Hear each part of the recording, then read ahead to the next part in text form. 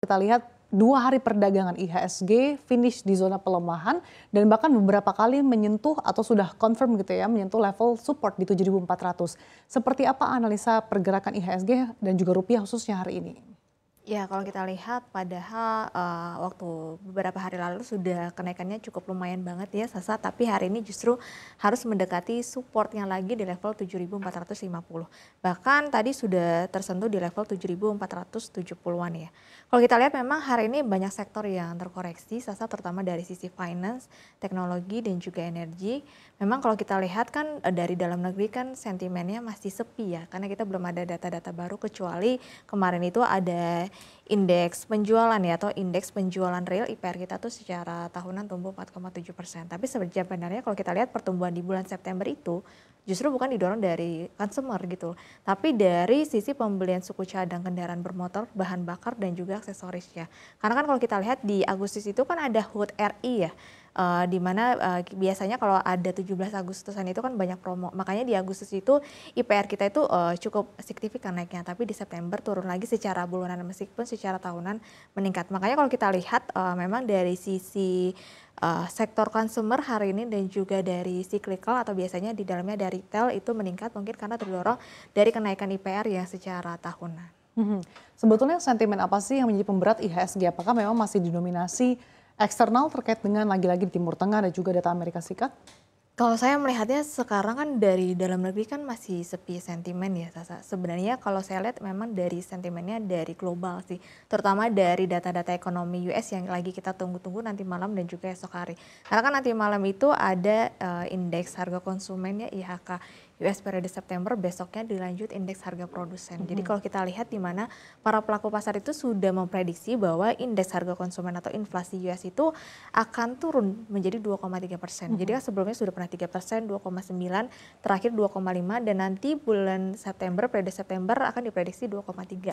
Kalau misalkan inflasinya semakin turun kan berarti ini menandakan bahwa ekonomi US sudah mulai recovery ya. Apalagi kemarin juga data gajian gitu ya, non farm payroll-nya itu sudah tumbuh di level 254.000, kemudian data penganggurannya juga dari 4,3 ke 4,1. Jadi menurut saya memang ekonomi US ini sudah mulai tanda-tanda perbaikan sehingga sekarang itu saham-saham US itu lebih menarik Sasa dibandingkan dari saham-saham di negara berkembang.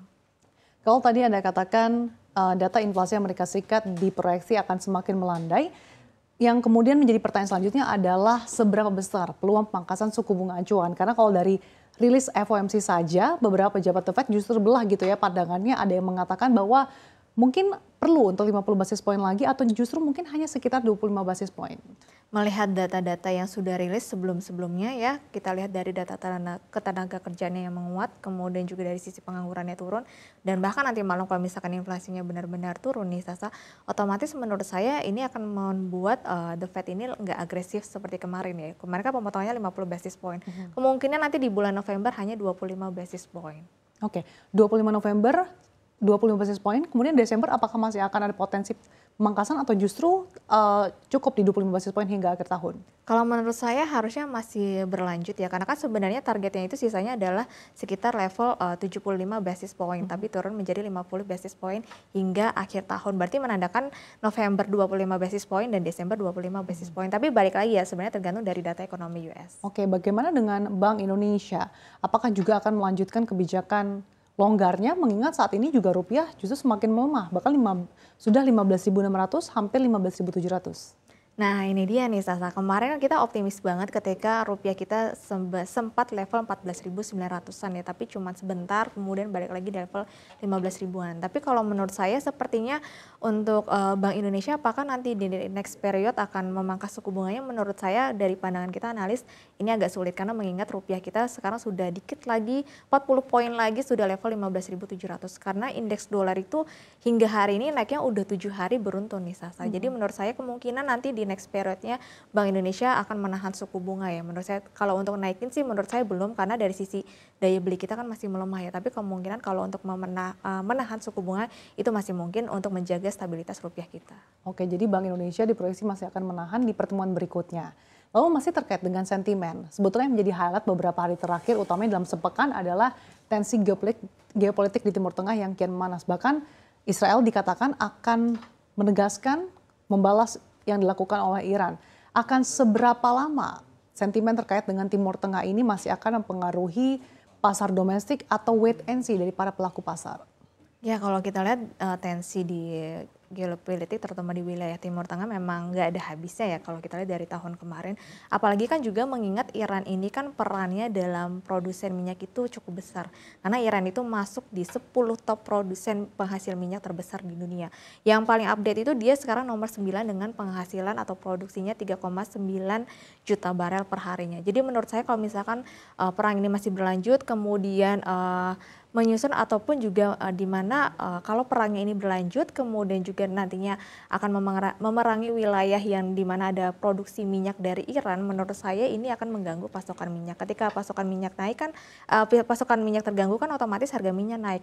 Kalau harga minyak naik ini bikin inflasi makin tinggi lagi. Jadi menurut saya juga ini akan berpengaruh terhadap negara berkembang dan juga terhadap negara maju. Jadi menurut saya tentu saja ini akan menjadi dampak yang buruk untuk market. Apakah ini juga akan menjadi pertimbangan The Fed jika inflasi worst case-nya justru meningkat? Tentu kalau misalkan inflasinya meningkat dikarenakan harga minyak naik karena kan kebutuhan konsumsi minyak di US sendiri juga tinggi meskipun di mana US itu masih menjadi nomor satu sebagai produsen minyak terbesar di dunia dengan penghasilan atau produksi 21,9 juta barel. Tapi menurut saya kalau misalkan nanti harga minyak naik kan berarti otomatis juga biaya di sana juga biasanya harusnya naik gitu. Jadi menurut saya jika inflasinya naik otomatis The Fed ya bisa lebih agresif lagi untuk menurunkan suku bunga. Mungkin bisa jadi dari yang sebelumnya 50 basis point menjadi sekitar 75 basis point. Oke, beralih ke sentimen domestik. Tadi Anda sempat mention terkait dengan IPR yang mulai cukup membaik meskipun memang ini bukan karena mostly ditopang oleh daya beli gitu ya, melainkan beberapa faktor. Tapi dengan membaiknya daya beli, seberapa besar sih akan berkontribusi pada penguatan saham-saham di sektor consumer ataupun retail? Ya kalau saya perhatikan beberapa akhir hari ini ya, sektor consumer atau di non cyclical dan juga dari cyclical sendiri atau retail itu naik loh beberapa hari. Bahkan saya perhatikan beberapa sahamnya juga cukup meningkat signifikan ya dibandingkan dengan perbankan ataupun juga dari komoditas. Jadi kalau saya lihat memang sebenarnya lebih ke sentimen dari dalam negeri, kan kita kan lagi pilkada nih ya Sasa ya. Biasanya kan kalau pilkada untuk kepala daerah ini kan bukan hanya Jakarta aja masalahnya, ini untuk serentak di seluruh Indonesia. Jadi menurut saya biasanya kalau ada pilkada itu yang paling diuntungkan adalah sektor consumer, biasanya ada bagi-bagi sembako, kemudian juga ada cetak-cetak baju gitu ya. Jadi biasanya memang paling diuntungkan ada sektor consumer dan juga retail terutama untuk di sisi dari produksi baju atau pakaian ya. Jadi kalau saya perhatikan akhir-akhir ini saham-saham consumer dan juga retail itu lumayan menguat meskipun tidak begitu cukup cepat naiknya, tapi kenaikannya lumayan karena menurut saya memang ada sambutan dari aksi pilkada. Oke,